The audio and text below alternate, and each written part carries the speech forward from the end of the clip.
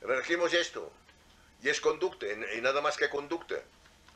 Y cultura, siempre, una de las cosas importantes que ha tenido el movimiento anarquista, precisamente español, es que los sindicatos de la CNT, normalmente, no había sindicato que no tuviera su biblioteca circulante.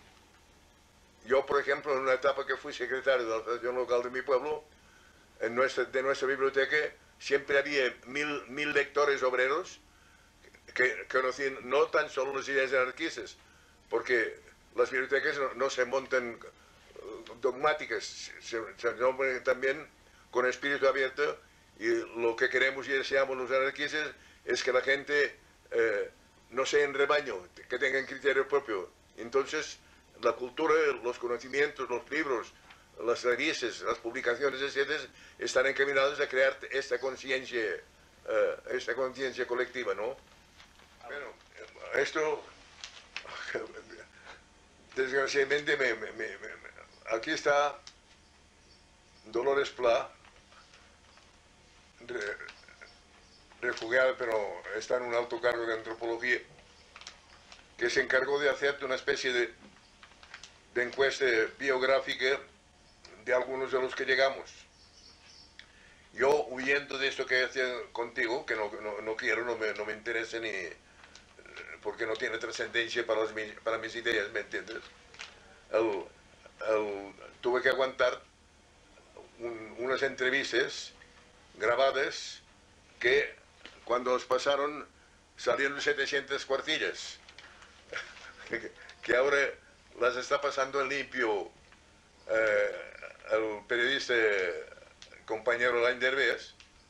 Ya publicó dos o tres episodios, ¿no?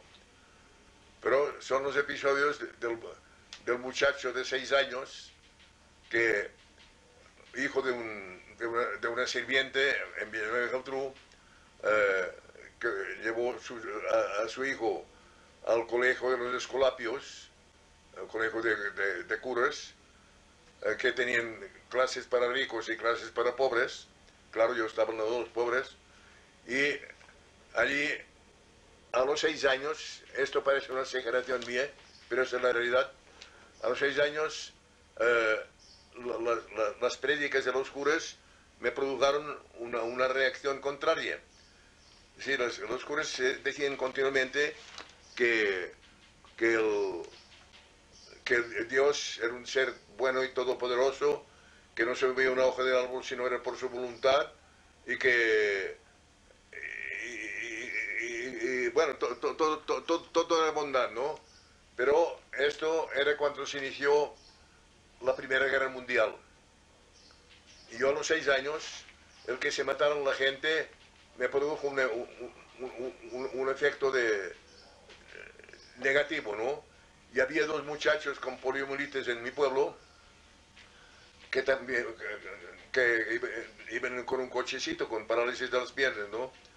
Y decía, cuando salía de la escuela y pensaba en esas cosas, decía, ¿cómo es posible que un ser que tiene tanto poder, que es tan bueno y tan poderoso, todas esas cosas, si existiera, por esto no me entró nunca la idea de Dios, si existiera sería un monstruo, yo sería su enemigo, yo estaría en contra. Y entonces hubo una cosa de incidencia en donde ella manifiesta mi rebeldía. Uno de los curas viejos, Escolapios, debía tener una cosa de próstata y no podía aguantarse las necesidades urinarias y se meaba detrás de una puerta, y yo lo había visto 20 veces, ¿no? Entonces, un día en la clase se le ocurrió acusar a un muchacho de que era el muchacho el que lo hacía esto. Como yo lo había visto, pedí la palabra y dice, el que se mea detrás de la puerta es usted, que yo lo he visto muchas veces, ¿no? Bueno, se armó una bronca tremenda, me echó de la clase. Mi madre después me agarró por la oreja y me llevó otra vez con él, se arrodilló delante de él, le dije, mamá, no te arrodilles delante de esa bestia, ¿me entiendes? Y al final volvieron un día otra vez a llamar a mi madre, y me dice, ¿qué has hecho, Ricardo? ¿Qué has hecho? ¿Y sabes para qué me llamaban? Para pagarme la carrera de cura. Fíjate bien cómo la mentalidad de la iglesia como es. Al rebelde hay que domarlo, ¿no? Hay que domarlo cuando es pequeño, ¿no? Y entonces vi al cabo de muy pocos años, cayó en mis manos, me parece que se llamaba La verdadera vida de Tolstoy, y me di cuenta que lo que yo pensaba en mi mente infantil estaba expresado en parte por Tolstoy en su libro. Pero en Tolstoy había una cosa poco panteísta que tampoco yo comulgaba. A mí no, es decir, yo no soy ateo, no he creído nunca en Dios, ¿no me entiendes? El ateo ha creído en Dios y después se enfrenta a la divinidad, ¿no? Pero yo ni esto. Y entonces, siendo ya muy joven, también leía mucho, con un compañero militante viejo de mi pueblo, un muchacho, vaya, un hombre estupendo, teníamos unas conversaciones muy amplias, leíamos a los 13 o 14 años, leímos a Nietzsche, leímos a Freud, leímos una cantidad de cosas, unas que no las entendíamos y otras que sí, ¿me entiendes? De Nietzsche me quedaron una cantidad de aforismos que aún de cuando en cuando hablo de ellos, ¿no? De los que me quedó más es aquel que decía, mi pensamiento es candente lava, cercado de leyes, ponerle murallas, a ver quién lo apaga, ¿no? Bueno, tuve diversas etapas yo.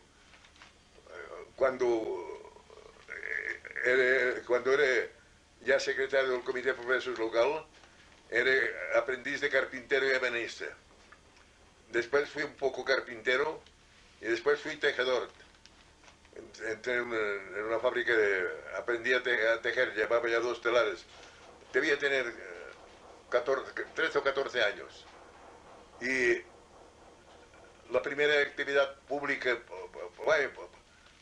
política, fue la organización de un mitin en la que conocí, aparte de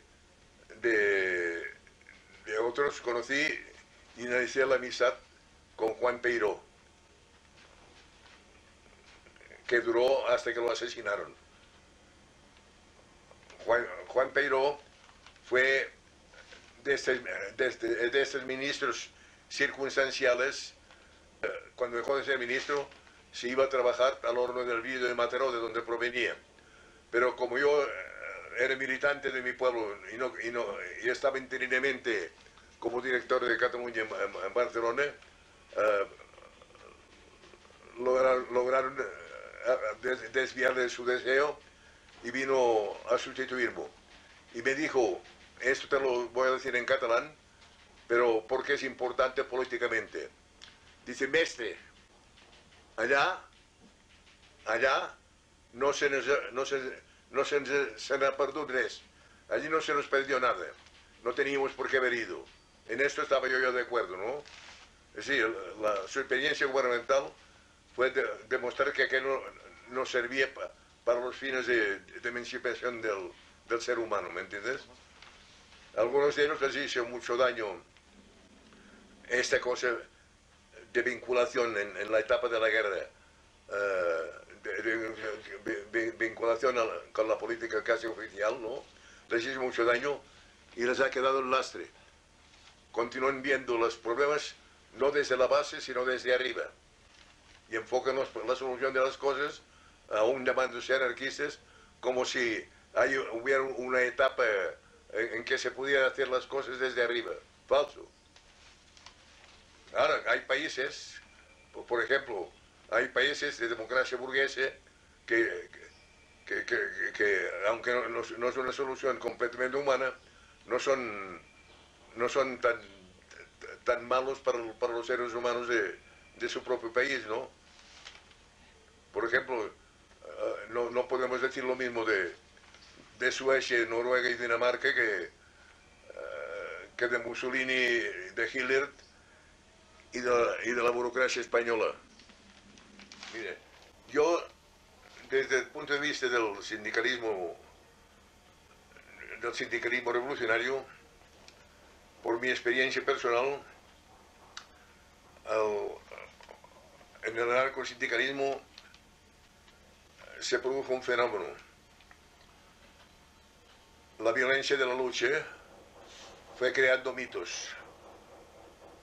En vez de elementos de sesos, de criterio, salían elementos de testículos, porque la lucha era muy violenta. Entonces la gente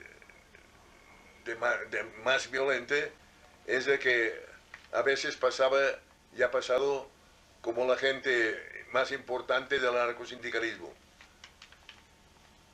Yo tuve una experiencia personal que la reflexionó mucho en México. Yo fui secretario de la Federación Local de mi pueblo y coincidió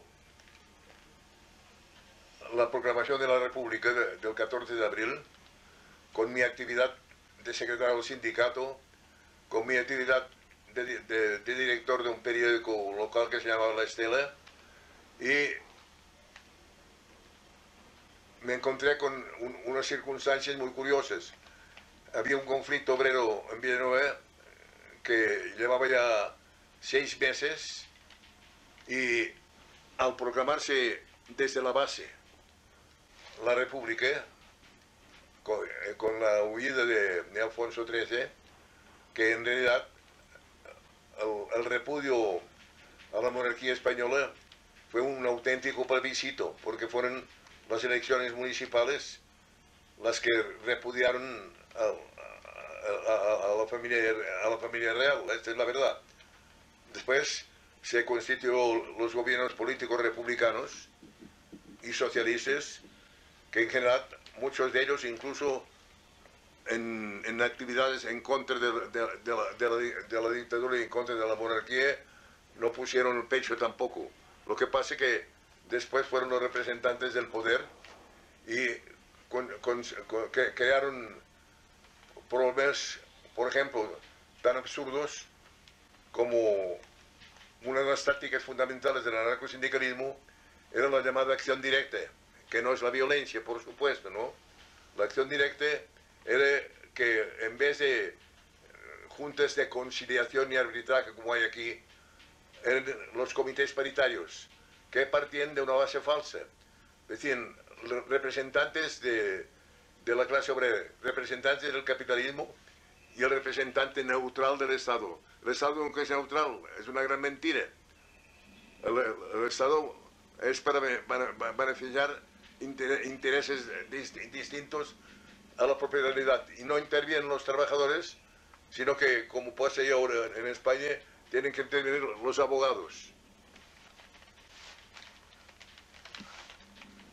Y incluso la CNT oficial ha hecho una cantidad de concesiones que no corresponden al espíritu inicial del anarcosindicalismo, porque han tenido que adaptarse, desgraciadamente, ante realidades. Me incorporé a la tertulia cuando la tertulia funcionaba en el Sorrento, donde había varios compañeros, muchos de ellos ya han muerto, pero Salmiró también. Y me encontré con una sorpresa muy curiosa. Entre la gente de la tertulia había 1, 2, 3 compañeros catalanes que estaban ya un poco influenciados por el catalanismo. Entre ellos Miró. Y yo fui la nota discordante, porque yo, aunque había sido director de varios periódicos catalanes de ideas, ¿no?, nunca soy antinacionalista de manera absoluta. Funcionó bastantes años. Ha dado tiempo a que se murieran unos cuantos de las tertulias iniciales. Ahora acaba de morir en Santander el padre del periodista José de la Colina, que era el compañero de la tertulia. Este no era catalanista, no. Murió Subero, murió Magriñá, murió Valero,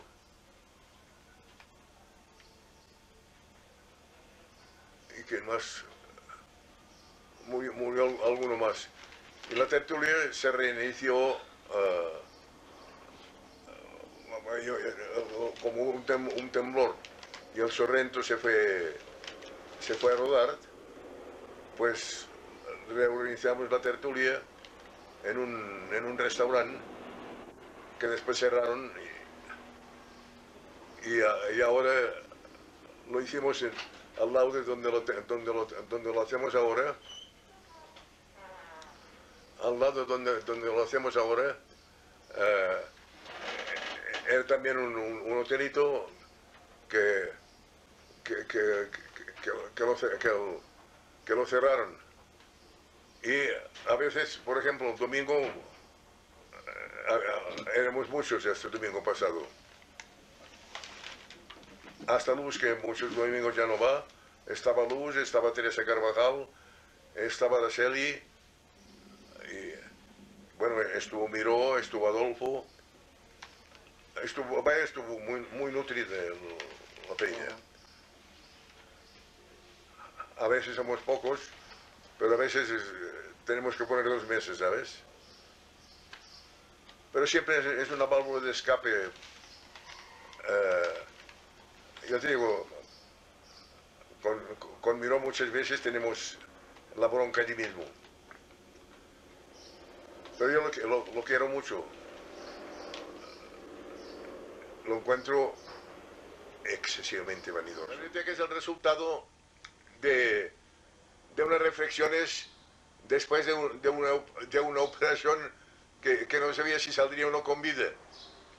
Entonces, como he visto que hay muchas veces la actividad de siempre de ideas, se muere el individuo y no hay continuidad, se me ocurrió dejar un instrumento cultural de tipo permanente, que en el esfuerzo mío de tantos años de lucha en ese sentido y en esta orientación que te acabo de indicar, ¿no? Pues que quedaría truncada. Afortunadamente funciona.